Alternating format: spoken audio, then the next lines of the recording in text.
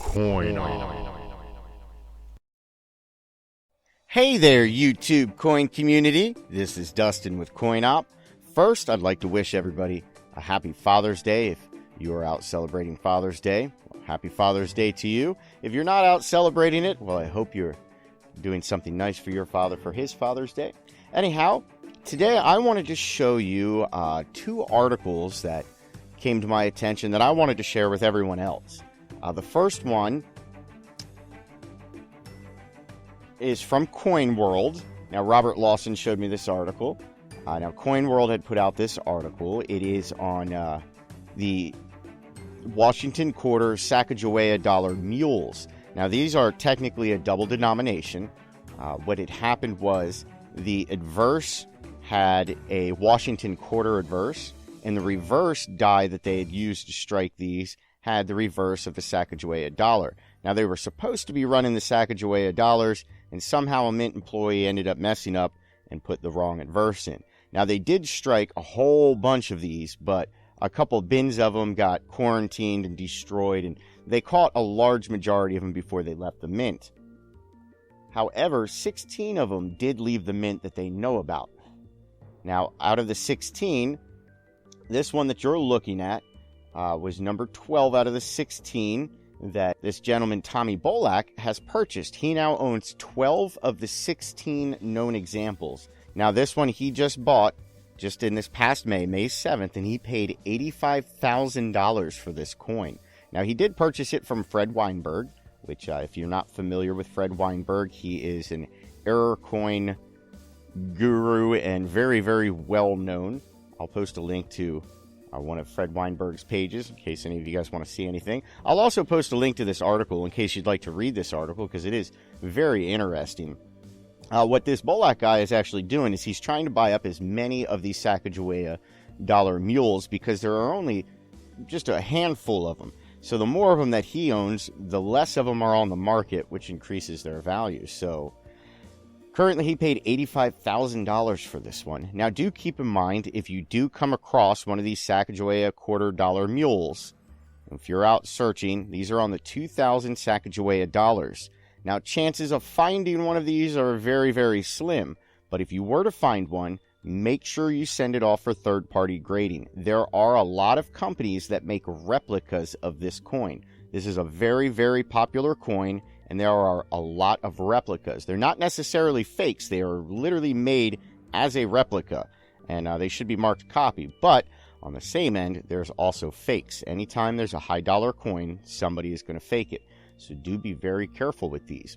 If you are interested in purchasing one, do keep in mind you're going to spend a lot of money, but make sure you only purchase one that is graded certified. Okay, we are going to move on to an article that was written by Ken Potter for Numistmatic News Magazine. Now, this one I wanted to bring to everyone's attention because these you can find. These are not as rare as the Sacagawea dollar/quarter mule. They're nowhere near as rare as that. This is the 1990 proof Lincoln cent that has a no S. Now, a lot of people do confuse this variety with the business strike Lincoln cent.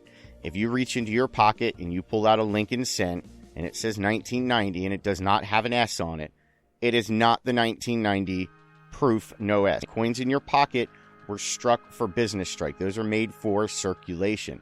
Proof coins, however, are made specifically for collectors.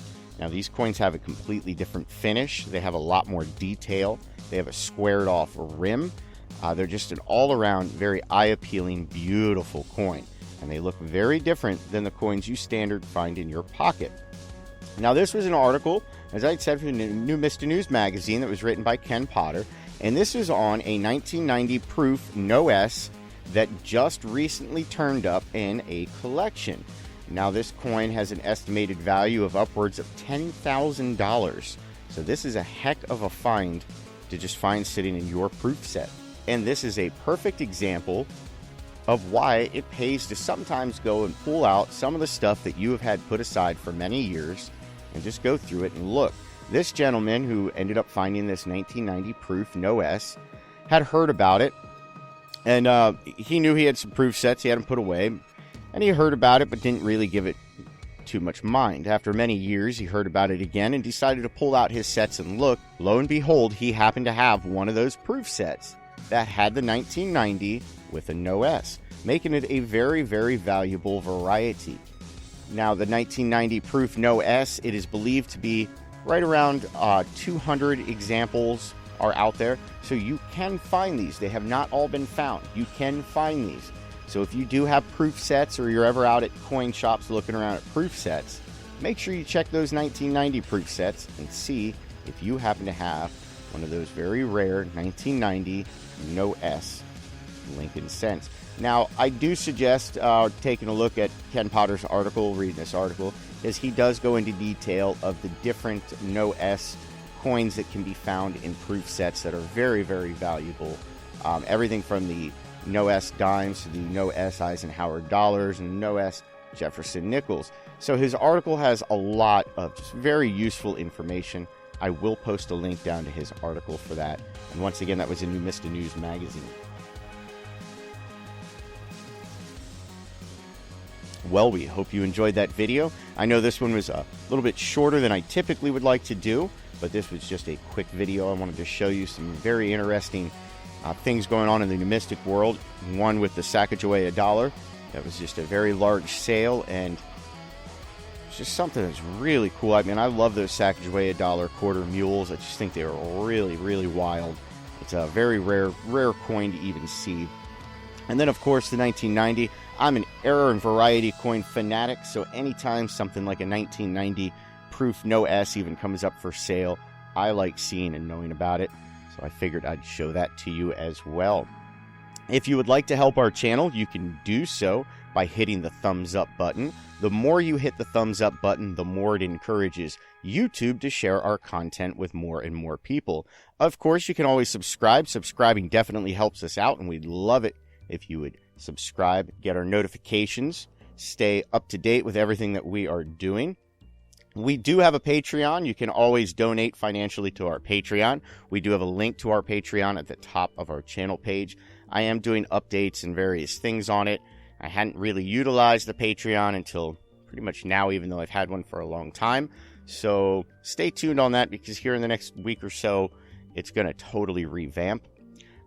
Did start a t-shirt campaign on teespring.com. I will post a link to that if you would like a CoinOp t-shirt.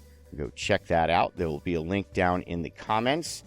So CoinOp t-shirts, they are available. That is through Teespring. You can order directly through them. They drop ship and print on demand, so they will have all of your sizes. Whatever your size may be, they should have it. You can always find myself or Robert Lawson in the CoinOp group on Facebook. You can always come on over there, join in the fun, show images, ask questions, learn about coins and error coins and varieties and all various different kinds of things. We do have a CoinOp sales group on Facebook as well. If you'd like to get into buying and selling, you can always check out that group. I will post links to both of those groups down in the comments. And as always, thanks for your view.